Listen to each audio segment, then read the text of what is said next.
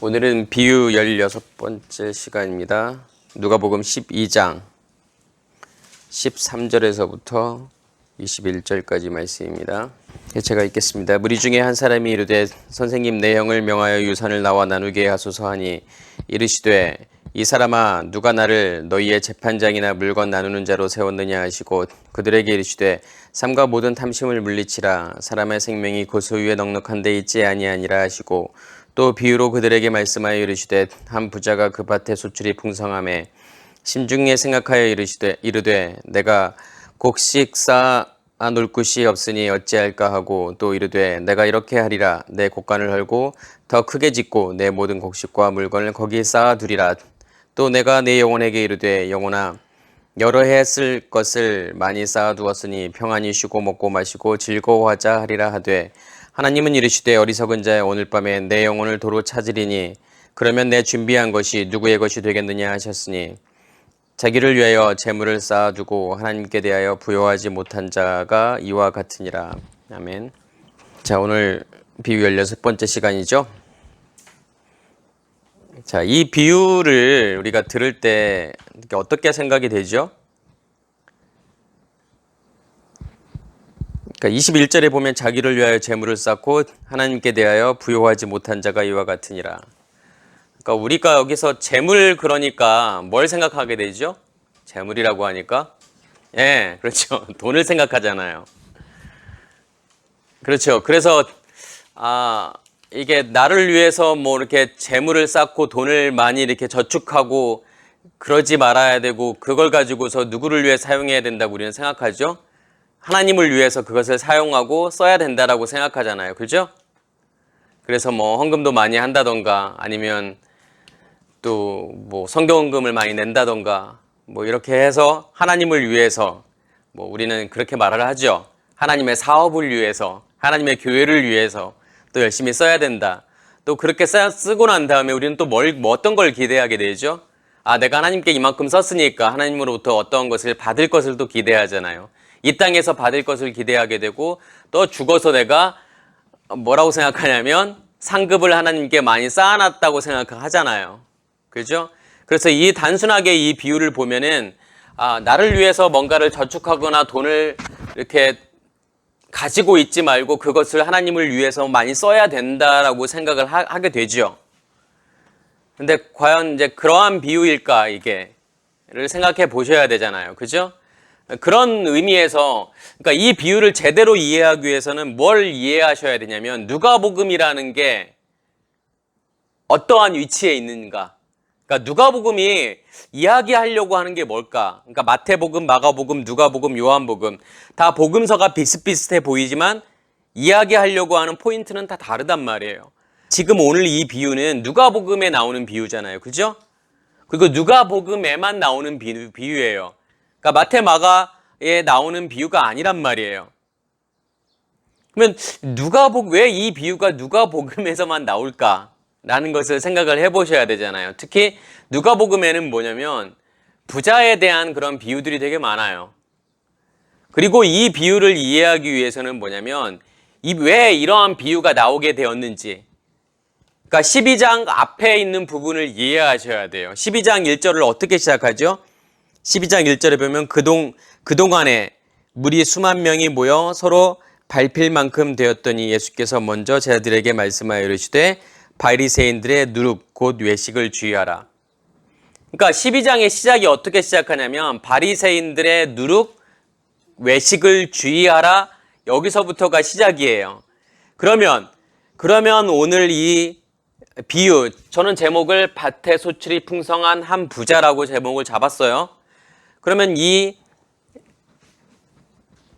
한 부자의 비유, 밭에 소출이 풍성한 이 한 부자의 이 비유에서 우리가 꼭 놓치지 말아야 될 것은 뭐냐면 12장 1절 말씀이에요. 뭐에 관한 거다? 바리새인들의 누룩과 외식을 주의하라. 이렇게 말하면서 나온 비유가 뭐냐면 이 비유라는 거예요. 그렇죠? 그럼 우리가 바리새인의 누룩과 외식에 포커스를 맞춰서 이 비유를 봐야 되는 거잖아요. 그렇죠? 그리고 난 다음에 아까 제가 처음에 말씀드렸던 누가복음의 위치. 마태복음의 포커스가 뭐예요? 출애굽이잖아요. 그래서 마태복음에서 예수님께서 태어나셔서 어디로 가지요? 애굽으로 가잖아요. 애굽으로 갔다가 다시 나오잖아요. 그러니까 뭐냐면 마태복음에서의 포커스는 뭘 생각하셔야 되냐면 출애굽을 생각하셔야 돼요. 그 다음에 마가복음은 어디에 포커스를 두고 있냐면 광야에서. 그죠?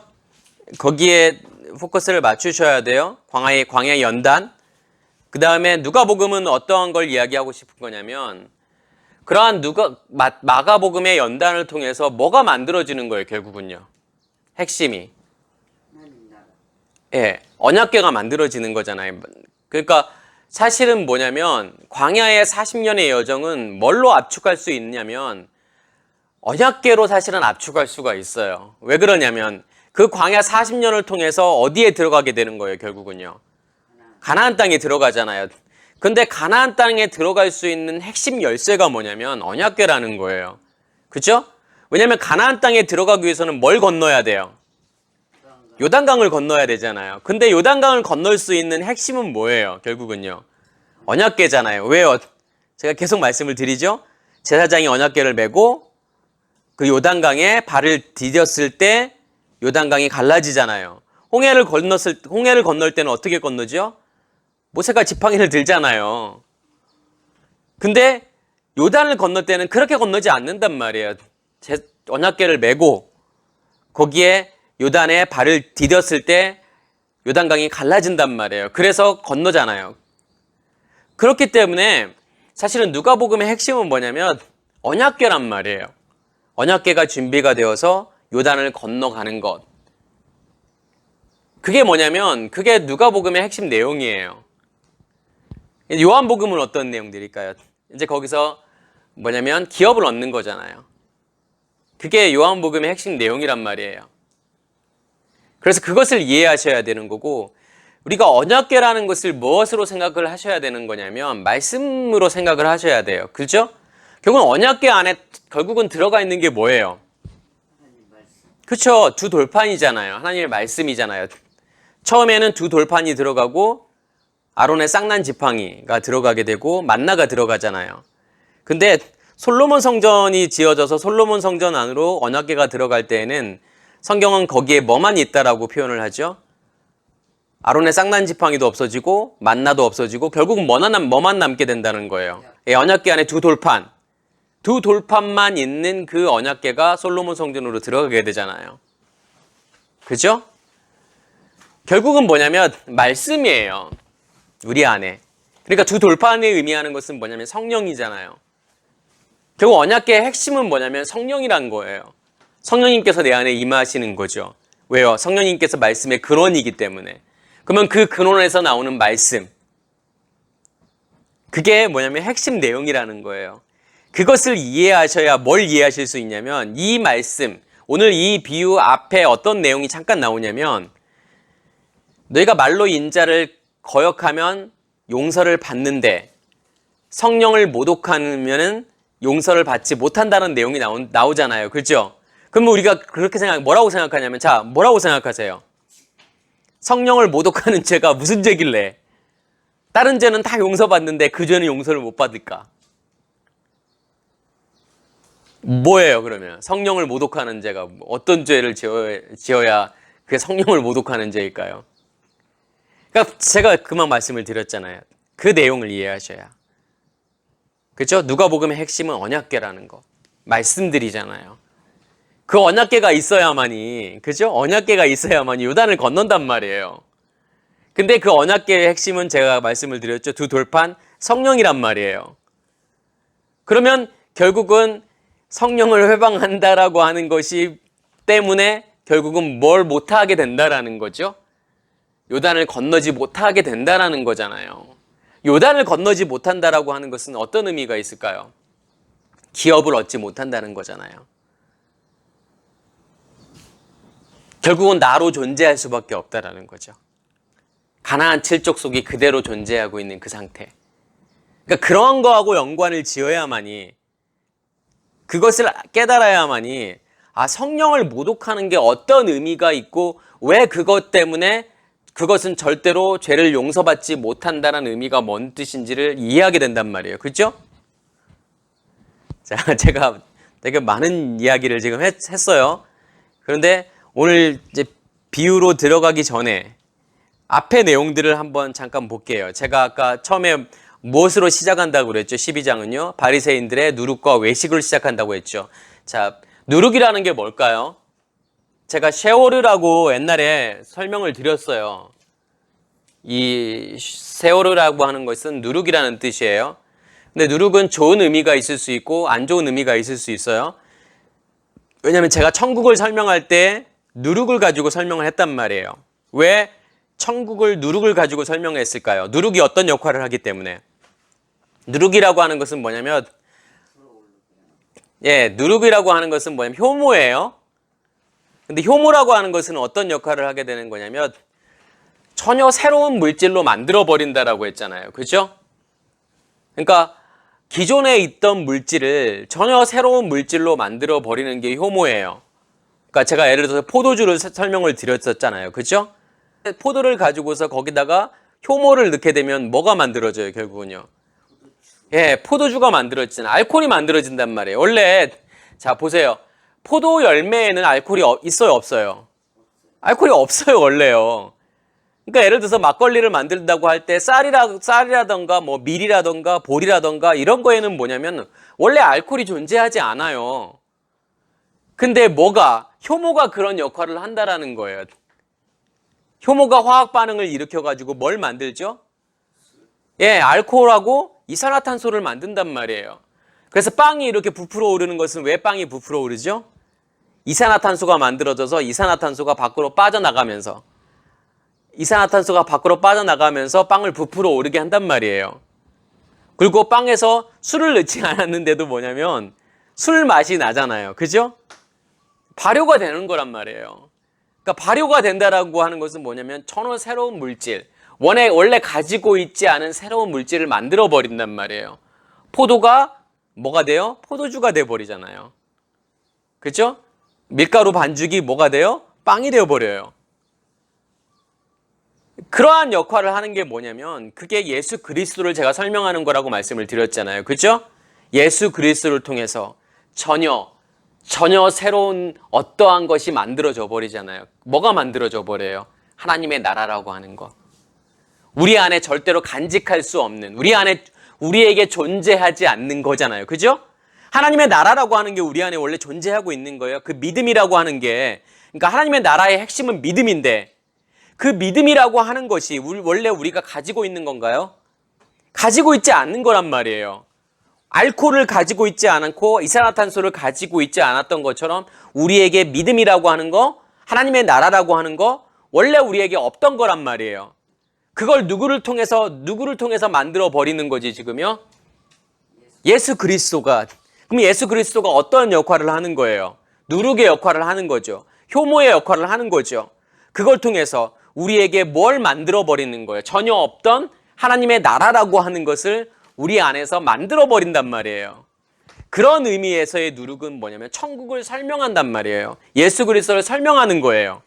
그렇죠? 근데 오늘 예수님께서는 뭐라고 그 누룩이라는 것을 가지고 설명을 하죠. 뭘요? 바리새인들의 누룩을 주의하라. 그러면서 외식을 주의하라고 하죠. 그럼 거기서의 바리새인들의 누룩이라고 하는 건 어떤 의미가 있을까요? 여기에서의 누룩은 뭘 이야기하는 거죠? 율법을 이야기하는 거겠죠. 항상 생각해야 되는 건 뭐냐면 율법이라고 하는 것은 뭐예요? 원래는요? 복음이에요. 그러니까 복음으로 우리에게 주신 거라니까요. 이 말씀이라고 하는 것은 복음으로 우리에게 주신 거예요. 근데 이 말씀이라고 하는 것이 복음이 될 수도 있고 율법이 될 수도 있어요. 그러니까 제가 아까 쉐오르가 좋은 게 될 수도 있고 나쁜 게 될 수도 있다라고 제가 말씀을 드렸죠. 이 쉐오르가, 이 누룩이 율법일 수도 있고 예수 그리스도일 수도 있단 말이에요. 복음일 수도 있단 말이에요. 어떤 의미에서요? 이 말씀을 있는 그대로, 문자 그대로 내가 보고서 그것을 실천하게 되면, 실천한다라고 하는 것은 뭐냐면 행위로 실천을 하게 되겠죠. 그렇게 되면 이 말씀은 뭐가 될까요? 율법이 되겠죠. 그렇지만 이 말씀 가운데에서 내가 진리를 발견하게 되면, 예수 그리스도를 발견하게 되면 이 말씀은 우리에게 뭐가 될까요? 복음이 되겠죠. 사람들이 이해를 못했단 말이에요. 말씀을. 하나님께서 말씀을 주시니까 이걸 열심히 행위로 내가 지키면 되겠지 라고 해서 열심히 지켰는데 지켜져요? 안 지켜져요? 안 지켜지잖아요. 예레미야 31장에 뭐라고 말씀하세요? 하나님께서 새 언약을 주시겠다고 말하는 거예요. 첫 번째 언약으로는 안 되는 거예요. 그죠? 내가 행위로 아무리 지켜보려고 또 안 되는 거예요. 그래서 새 언약을 누구를 통해서 주시는 거예요? 예수 그리스도를 통해서. 왜냐하면 그 예수 그리스도를 내 안에 간직해야만이 나를 바꾼다라는 거예요. 그게 새 언약이라는 거예요. 내 마음을 바꾸고 내 생각을 바꾸고 뭘 통해서? 예수 그리스도를 통해서. 이 말씀을 통해서 우리가 진짜가 무엇인지를 깨달으셔야 된다니까요. 안 그러면 뭐에 집중하게 되면 행위에 집중하게 돼요. 실천하려고 해요. 그러면 어떻게 될 수밖에 없을까요? 이 말씀을 누룩으로 보게 되면, 율법으로 보게 되면 어떻게 될 수밖에 없어요? 외식할 수밖에 없다니까요. 없는데. 없음에도 불구하고 있는 척 하게 된다니까요. 외식이라는 게 그거 아니에요? 없는데 있는 척 하는 게 외식이잖아요. 그죠? 하나님의 사랑이 내 안에 없는데 있는 것처럼 외식해요. 어떻게 해요? 행위를 통해서. 그러니까 보세요. 교회에서 그러죠? 내가 한 1년 동안만 새벽 예배 안 빠지고 한번 나가보세요. 1년 365일만. 사람들은 나를 향해서 다 뭐라고 할까요? 예, 그 집사님 믿음이 너무 좋아. 어떻게 새벽 예배를 단 한 번도 안 빠지고 나올 수 있지? 1년 동안? 뭘 보고서 그 사람이 믿음이 있고 없고를 지금 결정하는 거죠? 그렇죠? 행위 보여지는 거. 진짜예요. 내가 한 1년 동안만 11조 열심히 내고 가서 교회 가서 막 살다시피 막 봉사하고 새벽 예배, 모든 예배라는 예배 다 한번 나가보세요. 그럼 모든 사람들이, 목사님부터 모든 사람들이 나를 향해서 뭐라고 할 거냐면 믿음이 좋다라고 할 거란 말이에요. 뭘 보고서 믿음이 좋다라고 할까요? 그런 행위요? 그건 껍데기잖아요. 믿음이 좋다라고 하는 것은 그 안에 뭘 보셔야 되는 거예요. 내 안에 진짜 믿음이 존재하고 있는지. 믿음의 핵심은 무엇인데요? 예수 그리스도가 믿음의 핵심이잖아요. 그럼 그 예수 그리스도가 내 안에 존재하는지 존재하지 않는지를 보고서 내가 믿음이 있고 없고를 결정해야 되는 거예요. 그렇죠? 그리고 그 예수 그리스도가 내 안에 충만해져 가면 갈수록 내 안에 믿음이 더 많아지잖아요. 그걸 가지고서 믿음이 있음을 보셔야 되는데 사람들은 그렇지 않다니까요. 그 말은 무슨 말이냐면 내가 아직도 믿음이라고 하는 거, 또 예수님을 내가 사랑한다라는 거, 무엇으로 증명하고 싶은 거예요? 내 행위로 증명하고 싶은 거라니까요. 보여지는 것으로 증명하고 싶은 거라니까요. 내가 이 정도 했는데, 내가 이만큼 열심히 했는데 당연히 내가 믿음이 좋은 사람이지. 바리새인들의 모습이라니까요. 그게요. 내가 일주일에 2번씩 금식하고 하나님께 11조 내고 내가 모든 걸 열심히 해서 다 지켰는데 10계명도 내가 열심히 다 지켰고, 그죠? 부자 청년처럼 내가 어렸을 때부터 다 지켰다라는 거예요. 모든 절기를 다 지켰고 안식일을 철저히 지켰고, 그렇기 때문에 나는 하나님을 사랑하는 사람이라고 생각을 하잖아요. 그죠? 근데 제가 전에 비유에서도 계속 말씀드리지만 우리가 알고 있는 그런 강도 만난 자의 이웃, 그 선한 사마리아인의 비유를 통해서 뭘 깨달으셔야 된다? 내 안에 없음을 깨달으셔야 돼요. 내 안에 그 사랑이 존재하지 않음을 깨달으셔야 된다니까요. 근데 사람들은 내가 뭔가를 했기 때문에 내 안에 하나님의 사랑이 있다라고 생각해요. 그래서 예수님께 질문을 하잖아요. 내가 무엇을 하여야 영생을 얻을 수 있습니까? 왜 그런 질문을 하게 돼요? 어떤 것을 해야만이 천국에 갈 수 있다라고 생각을 하잖아요. 그죠? 어떤 것을 해야만이 내가 하나님을 사랑한다라고 생각해요. 우리에도 마찬가지예요. 우리는 바리새인들을 향해서 저 나쁜 놈들, 저 외식하는 자들, 하나님을 어떻게 저렇게 믿을 수 있지? 그렇게 생각하잖아요. 그런데 우리도 똑같이 그러고 있다니까요, 지금요. 예수를 그렇게 믿고 있다니까요. 그 당시에 바리새인들이 하나님을 믿었던 것처럼 우리도 그렇게 믿고 있다니까요. 내가 열심히 봉사하고 교회에서 열심히 생활하고 있기 때문에, 충성 봉사하고 있기 때문에 내가 예수를 사랑하는 거야. 당연히 예수가 내 안에 있겠지. 라고 착각하는 거잖아요. 그죠? 보여지는 것으로는 볼 수 없는 거예요. 그래서 반드시 누룩이 존재하게 되면, 바리새인들의 누룩이 존재하게 되면 우리는 어떻게 할 수밖에 없다? 외식할 수밖에 없다. 겉과 속이 다르게 생활할 수밖에 없다니까요. 그리고 난 다음에 예수님께서 지금 뭐라고 말씀하시죠? 감추인 것이 드러나지 않을 것이 없고 숨긴 것이 알려지지 않을 것이 없나니. 모든 게 다 드러날 거라는 거예요. 그게 복음이라니까요. 내 안에 있는 외식을, 내 안에 있는 바리새인의 누룩을 하나님께서 어떻게 하시겠다? 다 끄집어 내시겠다라는 거라니까요. 다 드러나게 만드시겠다라는 거라니까요. 그게 이스라엘 백성들을 광야 40년을 뺑뺑이 돌게 만드신 이유예요. 뭐 하시려고? 그 바리새인들의 누룩을 다 드러내려고, 그 외식을 다 드러내려고 하나님께서 광야 40년을 돌리시는 거란 말이에요. 그래서 거기에서 겉사람의 60만이 다 죽잖아요. 그죠? 1세대가 다 죽어요. 1세대가 다 죽어야만이 어디로 들어가요? 가나안으로 들어갈 수 있다니까요. 2세대가 들어가잖아요. 그렇죠? 2세대의 60만이. 1세대가 거기서 다 죽는다라고 하는 것은 그게 뭘 의미하는 거예요? 결국은 바리새인들의 누룩이잖아요. 외식이잖아요. 그게 거기서 광야 40년이라는 시간 동에서 시간 안에서 다 죽어야 된다니까요. 그게요. 그러면서 예수님께서 사실은 그 말을 그냥 그 다음에 나오는 내용들을 보면은 좀 이해가 안 되는 말들을 계속 하신단 말이에요. 뭐냐면 4절에 보면 내가 내 친구 너희에게 말하노니 몸을 죽이고 그 후에 능히 더 못하는 자들을 두려워하지 말라. 갑자기 예수님께서 바리새인들의 누룩을 이야기하시고 내가 다 드러낼 거야. 다 드러나실 거야. 라고 말씀하신 다음에 갑자기 뜬금없이 어떤 내용을 이야기하시냐면 몸을 죽이고 그 이후에 어떻게 하지 못하는 자를 두려워하지 말고 몸을 죽이고 그것을 지옥에 던지는 자를 두려워하라고 말한단 말이에요. 왜 그럴까요? 왜 그런 말씀을 하실까요? 결국은 그게 뭐니까요? 결국은 죽이고 지옥에 던진다라고 하는 것은 뭐냐면 똑같은 거예요. 뭐가 똑같은 거예요? 그렇게 해서 드러내시는 거라니까요. 그게요. 보세요. 광야 40년 동안에 거기서 뭐가 이루어지죠? 죽음. 그죠? 죽음이라는 그 시간들, 1세대가 죽잖아요. 그리고 1세대의 시체들이 뭐냐면 거기에서 다 사라지잖아요. 다 없어지잖아요. 그게 의미하는 게 결국은 뭘 이야기하는 거겠어요? 지옥에 던져지는 거. 죽고 지옥에 던져지는 거. 뭐가?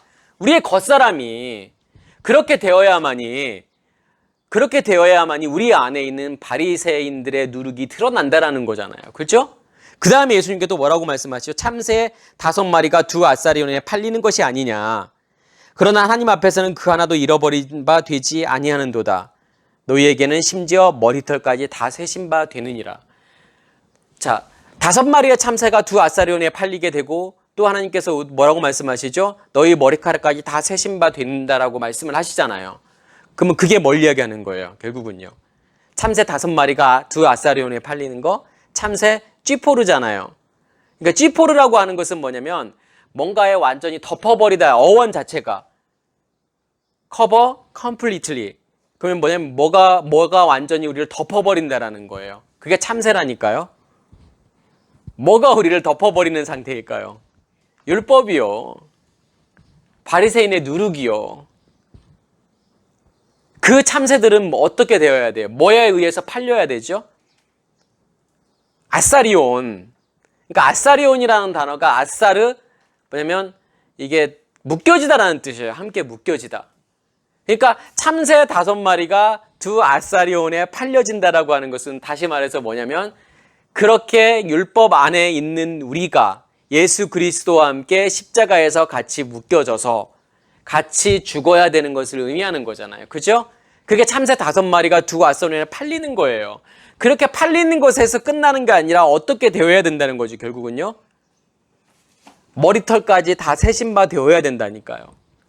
머리털이라고 하는 것은 뭐예요? 우리의 머리를 덮고 있는 거잖아요. 근데 그 머리를 덮고 있는 것을 하나님께서 다 세신다라고 하는 것은 어떤 의미가 있어요? 그 머리털의 상태를 하나님께서 해결하시겠다라는 거잖아요. 단순하게 하나님께서 능력이 많으셔서 하나님은 우리의 머리털까지도 전부 그 개수까지도 다 셀 수 있을 정도로 하나님은 능력이 많으셔를 설명하고 싶은 게 아니잖아요. 그죠? 하나님은 그렇게 하실 거라는 거예요. 결국은 우리의 머리카락들을 다 세신다라고 하는 것은 그 머리카락의 상태를, 우리의 머리를 덮고 있는 그것을 다 해결하시겠다라는 거잖아요. 그죠? 그게 머리카락을 세시는 거라니까요. 결국은 뭐냐면 우리를 덮고 있는 것들을 다 제거하시고 하나님의 것으로 우리를 다 덮어버리시겠다라는 뜻이라니까요. 그리고 난 다음에 예수님께서 그 말씀을 하시는 거예요, 지금요. 말로 인자를 거역한 자는 용서를 받는데 성령을 거역한 자는, 성령을 모독한 자는 용서를 받지 못해라고 말씀을 하신단 말이에요. 왜 그럴까요? 내가 예수와 함께 십자가에 못 박혀 죽어요. 같이 죽어요. 그리고 우리의 의식이 깨어지죠. 그 다음에 결국 이루어져야 되는 게 뭐예요? 우리 안에 성령이 임하시는 거라니까요. 우리의 배에 성령이 임하시는 거라니까요. 우리의 지성소에 성령이 임하시는 거예요. 지성소 안에 두 돌판이 들어가는 거잖아요. 언약궤가 들어가야 된다니까요. 그래서 거기서 나오는 말씀이 뭘 하시겠다라는 거예요. 거기서 나오는 말씀이 내 머리카락을 다 세시는 거예요. 다시 말해서 나를 덮어버리겠다는 거잖아요. 내 머리를 덮어버리는 거잖아요. 그렇죠? 그러니까 내 머리를 덮어버리기 위해서는 뭐가 필요한 거예요, 결국은요? 말씀이 필요한 거잖아요. 말씀으로 내 머리를 덮어버리는 거죠. 그렇죠? 그러니까 말씀으로 내 머리를 덮어버린다라고 하는 것은 뭐냐면 하나님의 것으로, 하나님으로 내 머리를 덮어버리는 거잖아요. 그렇죠? 내 머리를 덮는다라고 하는 것은 나를 지배한다라는 거잖아요. 그렇죠? 나의 머리가 되시는 거잖아요.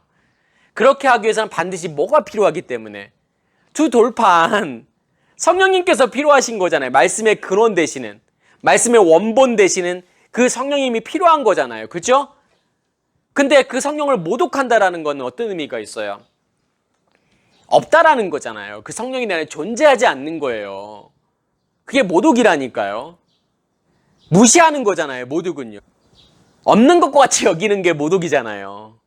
누가 나를 모독한다라는 건 뭐예요? 무시한다라는 건 어떤 의미가 있어요? 나의 존재 자체를 인정하지 않는다라는 거잖아요. 그 말은 무슨 이야기겠어요? 내 안에 성령이 존재하지 않는다라는 거란 말이에요. 성령이 존재하지 않기 때문에 바리새인들의 누룩이 완전히 드러날 수가 없는 거라니까요.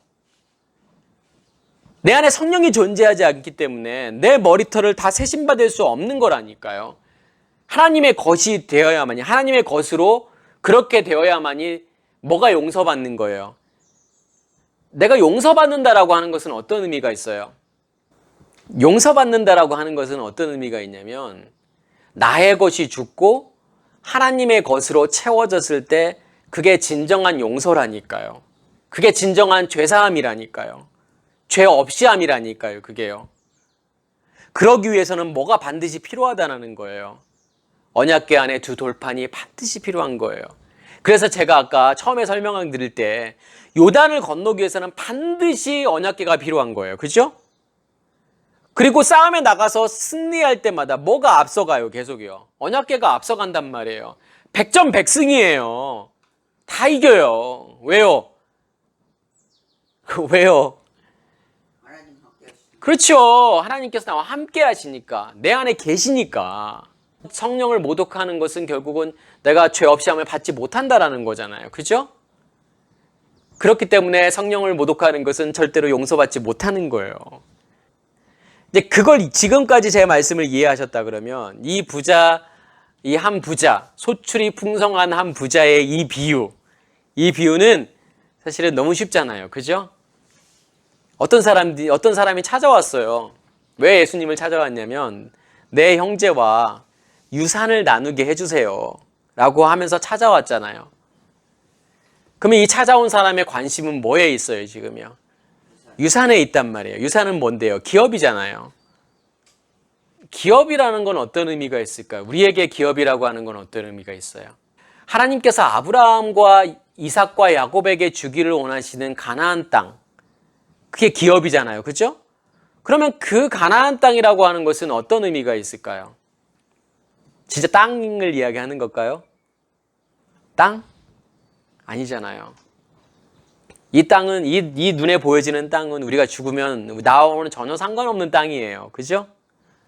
하나님께서 주시길 원하시는, 아브라함에게 주시기를 원하시는 그 땅이라고 하는 것은 지금 이스라엘 사람들이 살고 있는 그 땅을 이야기하는 게 아니겠죠. 그래서 하나님께서 창세기에 아브라함에게 뭐라고 말하죠? 내가 너의 상급이야. 다시 말해서 뭔 뜻이에요? 내가 너의 상급이라고 하는 것은 내가 너의 기업이야 라고 말하는 거잖아. 사실은 이 땅이 아니라, 이 눈에 보여지는 땅이 아니라 내 자신을 너에게 주기를 원해. 누구를 통해서? 아브라함을 통해서, 이삭을 통해서, 야곱을 통해서 너희 안에 나를 주기를 원해. 나라는 기업을, 나라는 상급을 너희 안에 주기를 원해. 그게 하나님께서 아브라함에게 약속한 기업이라니까요. 근데 우리는 어떻게 생각해요? 눈에 보여지는 이 땅을 생각한단 말이에요. 이 기업을 생각해요. 이 유산을 생각해요. 그죠? 결국 우리에게 남는 것은 뭐냐면 이 눈에 보여지는 땅이 아니라니까요. 결국 우리에게 영원한 것은 뭐냐면 우리 안에 간직되어져 있는 하나님이라는 존재 그 자체가 우리의 영원한 기업이라니까요. 영원히 없어지지 않는 기업이라니까요. 예수님께서 지금 뭘 설명하고 싶은 걸까요? 형제와 유산을 나누게 해주세요라고 하는 이 사람에게 뭘 설명하고 싶은 걸까요? 너의 진짜 기업은 무엇인지를 설명하고 싶으셨겠죠. 그렇죠? 이 부자 비유를 통해서, 이 한 부자 비유를 통해서 예수님께서 그것을 설명하고 싶으셨을 거 아니에요. 그러면서 예수님께서 지금 이 비유의 시작을 어떻게 시작하죠? 한 부자가 있었는데 밭에 소출이 풍성해요. 근데 이 비유를 생각하실 때 아까 제가 바리새인들의 누룩을 생각해 보시란 말이에요. 그렇죠? 부자가 있는데 밭에 소출이 풍성해요. 그러면 밭에 소출이 풍성하다 그러면 뭘 이야기하는 걸까요? 밭, 땅의 소산, 거기서부터 나오는 소출들, 뭘 의미하는 거예요, 결국은요? 이게 율법이라니까요. 이게 바리새인들의 누룩이라니까요. 우리 안에 간직되어져 있는 것들. 왜 하나님께서 가인의 제물은 받지 않으시고 아벨의 제물을 받으셨을까요? 아벨은 누구를 통해서? 피와 기름이라고 하는 거. 그게 뭘 이야기하는 거면 예수 그리스도잖아요. 그죠? 예수 그리스도를 통해서 드려지는 것을 하나님께서 받으시죠. 가인은 왜 안 받으셨을까요? 예, 땅의 소산으로 드렸기 때문에 그러는 거예요. 땅의 것으로. 하나님의 것이 아니라 하나님의 것으로 드리지 않고 자기의 것으로, 자기 땅의 소산으로 드렸기 때문에 하나님 받을 수 없는 거잖아요. 이 부자가 그것으로 충만한 거예요. 자기 안에. 그러면서 뭐라고 생각을 하죠? 이제 쌓아둘 곳이 없으니까 창고를 더 크게 지어야지. 그리고 난 다음에 내 영혼아, 여러 새 쓸 물건을 많이 쌓아놓았으니까 평안히 쉬고 먹고 마시고 즐거워하자 그런단 말이에요. 잘 보세요. 그러니까 바리새인들의 모습들이잖아요. 그리고 지금 율법 안에 있는 우리의 모습이란 말이에요. 그렇죠? 너무 많아요. 싸울 곳이 없을도록 너무 많이 있어요. 지금요. 율법으로 더 충만해 있단 말이에요. 그러면서 뭐라고 생각해요? 여기가 안전합니다. 지금까지 나의 어떤 신앙생활을 생각해 보시면 된단 말이에요. 내가 열심히 했기 때문에. 열심히 교회에서 충성하고 봉사하고 헌금 내고 새벽 예배 다니고 당연히 천국은 나에게 보장되어 있는 거지. 죽으면 당연히 천국에 가게 되겠지 라고 우리는 생각을 하게 되잖아요. 그죠? 그 안에서 먹고 마시고 즐기자고 한단 말이에요. 그 안에서 안주하려고 그래요. 그 안에서 평안을 누리려고 그래요. 내가 이만큼 했으니까 이 땅에서도 복받기를 원하고 죽어서 천국에서 내가 지금까지 한 거에 대한 보상을 받기를 원한단 말이에요. 이렇게 헌금을 많이 했는데 하나님께서 나에게 더 많은 곳으로 주어주시겠지. 몇 배로 주시겠지. 그런 생각이 우리 안에 있단 말이에요. 한 번도 자기의 믿음에 대해서 의심하지 않는단 말이에요. 정말 그럴까? 정말 하나님의 사랑이 내 안에 존재하고 있을까? 정말 나는 거듭난 사람일까? 나는 물과 성령으로 거듭난 사람일까? 정말 예수가 내 안에 존재하고 있을까? 그러면 그 증거들은 무엇일까? 그 증거들이 내 안에서 정말 나타나고 있는 걸까? 이런 거에 대해서 고민해 보지 않잖아요. 그렇죠? 물과 피의 증거가, 물과 피와 성령의 증거가, 요한 1서에서 이야기하는 그 증거가 정말 내 안에 존재하고 있을까? 이런 거에 대해서 고민하지 않는다니까요. 그냥 그 안에서 만족한다니까요.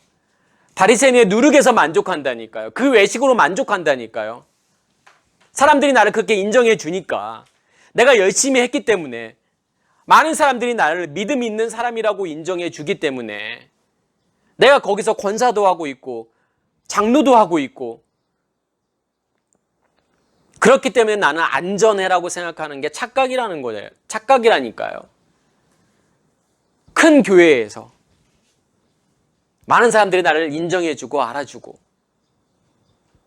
그러면 믿음이 거기에서 멈춰버린단 말이에요. 바리새인의 누룩의 상태에서 멈춰버린단 말이에요. 이 한 부자를 통해서 알 수 있잖아요. 내 안에 그 소출로, 내 안에 땅의 것으로 그냥 만족해버린단 말이에요. 예수님께서 뭐라고 말씀하시죠? 밤에 하나님께서 너의 영혼을 도로 찾으시면, 그렇게 하시겠다는 거예요. 하나님께서요. 왜요?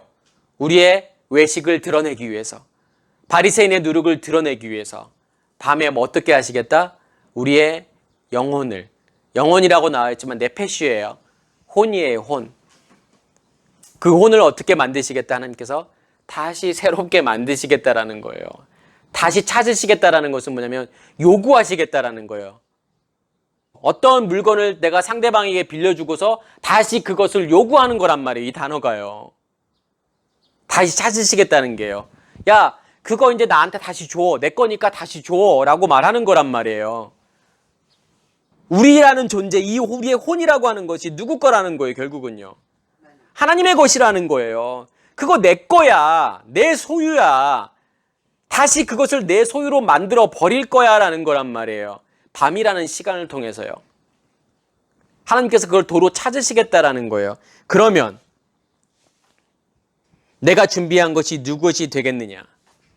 그러면서 예수님께서 뭐라고 말씀하시죠? 자기를 위하여 재물을 쌓아두고 하나님에 대해 부요하지 못한 자가 이와 같으니라. 결국은 뭐냐면 이 밤이라는 시간에 하나님께서 우리의 혼을, 우리의 네페시를 도로 찾음을 통해서 어떻게 만드시겠다라는 거예요, 결국은요. 하나님에 대해서 부요한 자로 만드시겠다라는 거라니까요. 그래서 예수님께서 이 비유를 하시기 전에 뭐라고 말씀하세요? 모든 탐심을 물리치라고 말하잖아요. 그죠? 그 탐심이라고 하는 단어가 뭐냐면 플레이오넥시아라는 단어예요. 탐심, 탐욕이라는 단어예요. 근데 이게 어떤 뜻이 있냐면 더 크고 더 많은 것을 가지다, 소유하다라는 뜻이 있어요. 왜냐면 플레이온이라는 단어하고 에코라는 단어의 합성어예요. 근데 플레이온이라는 것은 더 많다라는 뜻이에요. 더 크고 더 많다. 에코라는 단어는 어떤 뜻이냐면 가지다, 소유하다라는 뜻이에요. 그러니까 그 말은 무슨 말이냐? 이 탐심이라는 단어는 어떤 뜻이 있냐면 더 크고 더 많은 것을 소유하려고 하는 거란 말이에요. 그러면 이게 결국은 무엇이라는 거예요? 이 탐심이라고 하는 것이 바리새인들의 결국은 누룩이라는 거잖아요. 그렇죠? 바리새인들의 누룩인 거고 율법이란 말이에요. 율법을 더 잘 지키면 지킬수록 우리가 어떻게 될까요? 더 외식하는 자가 되겠지요. 그렇죠? 왜냐하면 더 행위로 가져갈 거기 때문에, 더 완벽하게 지키기 위해서, 더 철저하게 지키기 위해서 노력할 거기 때문에. 사람들이 뭐냐면 왜 그 장로들의 유전이나 이런 것들을 왜 만들었을까요? 자기들이 안식일에 지켜야 되는 법들을 더 많이 만들어 놨어요. 왜 그랬을까요? 안식일을 더 철저하게 지키기 위해서. 혹시라도 내가 단 0.0001%라도 안식일을 범하지 않기 위해서, 그죠? 그러기 위해서 여러 가지 규율들을 만들어 놨단 말이에요. 안식일에는 몇 킬로 이상 가면 안 되고 이런 걸 해서는 안 되고 하는 것들을 다 만들어 놨어요. 왜요? 더 잘 지키려고. 더 철저히 지키려고. 그러면 그것을 더 잘 지키고 더 철저히 지키면 지킬수록 내 안에 뭘 쌓는 거죠, 그게요? 내 안에 율법을 쌓는 거잖아요. 내 안에 죄를 쌓는 거라니까요, 그게요. 내 안에 바리새인의 누룩을 쌓는 거라니까요. 그러면 바리새인의 누룩이 쌓이면 쌓일수록 나는 어떠한 사람이 될까요, 결국은요? 더 외식하는 사람이 되겠죠. 더 많이 외식하는 사람이 되겠죠. 누구처럼요? 그 당시에 바리새인들처럼. 그게 자기의 자랑이 되어버린다니까요. 결국은 뭐냐면 죽인 후에 지옥에 던져지고 또 참새 5마리가 두 아사네어 팔려서 머리까지 세신 바 되고 또 밤에 혼을 우리의 네페시를 다시 찾으시고 하는 이 모든 과정들은 결국은 뭘 위해서 그렇게 하시겠다는 거예요. 그게 광야의 40년이라니까요. 뭘 위해서? 우리의 것을 다 없애버리고 하나님의 것으로 우리 안에 풍성하게 하기 위해서, 다시 말해서 우리 안에 율법의 물을 다 말리시고 하나님의 말씀으로 하나님의 것으로 우리에게 풍성하게 만들겠다라고 하는 하나님의 약속이 되겠죠. 예수님께서 오늘 바리새인들을 지적하기 위해서, 그러니까 좀 요즘 말로 말하면 바리새인들을 까기 위해서 지금 이런 말씀을 하실까요? 그러기 위해서 지금 예수님께서 이런 비유를 하실까요? 단순히 그 사람들 책망하기 위해서요? 아니라니까요. 그 모습이 우리의 모습이라는 것을 보여주기 위하신 거예요. 야, 네가 바리새인이잖아. 네가 외식하는 자야. 네가 바리새인의 누룩으로 충만한 자야. 근데 그러한 너를 내가 하나님의 것으로 충만한 자로 만들어 줄게. 진짜 부자로 만들어 줄게. 너의 것으로 충만한 부자 말고, 그 부자 말고 나의 것으로 충만한 그 부자로 내가 만들어 줄게라고 하는 것은 뭐예요, 그게요? 그게 누가복음의 주제라니까요. 그래서 누가복음에서 어떤 내용들이 많이 나와요? 다른 복음서에 없는. 잃었다가 다시 찾는 거에 대한 것들이 많이 나오잖아요. 그죠? 잃은 양 비유, 잃은 드라크마 비유, 잃은 아들의 비유. 다시 잃었다가 찾잖아요. 잃었다가 다시 찾음으로 하나님의 것을 완성하겠다라는 거라니까요. 그게요. 우리의 것은 잃어버려야 돼요. 우리의 것은 다 빼앗겨야 돼요. 강도 만난 자처럼 나의 것이 다 털려야 된다니까요. 그래야 누구의 것으로 충만해진다? 하나님의 것으로 다시 찾게 되고 하나님의 것으로 다시 충만해지게 된다는 거예요. 그게 누가복음의 주제라니까요. 그리고 오늘 비유의 주제라니까요. 그게요. 너의 진짜 유산이 뭔데? 너의 기업이 뭔데? 하나님이 너의 기업이야. 내가 너의 기업이라고. 지금 그 말씀 하시는 거잖아요. 그죠? 바리새인들의 누룩이 아니라, 바리새인들의 누룩, 바리새인들의 외식이 너의 기업이 아니라 그것에 만족하지 말고 내가 진짜 너에게 주려고 하는 거 있잖아. 그것으로 충만해져야지. 그게 하나님의 것이야. 그 하나님의 것으로 네 안에 충만해지기를 원해. 라고 하는 게 주님의 말씀이란 말이에요. 주님은요, 그냥 바리새인들을 까기 위해서, 공격하기 위해서 이러한 비유들을 하지 않아요. 누구를 위해서 이러한 비유들을 하시는 거예요? 우리를 위해서요. 율법 안에 있는 우리를 위해서요. 그 율법을 깨버리기 위해서 이러한 비유를 하시는 거라니까요. 그게 예수님께서 이 땅에 오신 목적이잖아요. 그죠? 예수님께 이 땅에 왜 오셨어요? 나쁜 사람들 벌 주려고요? 바리새인들 벌 주려고요? 그거 아니잖아요. 그죠? 십자가에 죽으러 오셨다니까요. 왜 십자가에 죽으러 오셨는데요? 우리와 함께 십자가에 죽으려고요. 죽어서 뭐 할 건데요? 같이 죽어야만이 바리새인들의 누룩이, 그 율법이 없어질 거 아니에요. 그 외식에서 벗어날 거잖아요.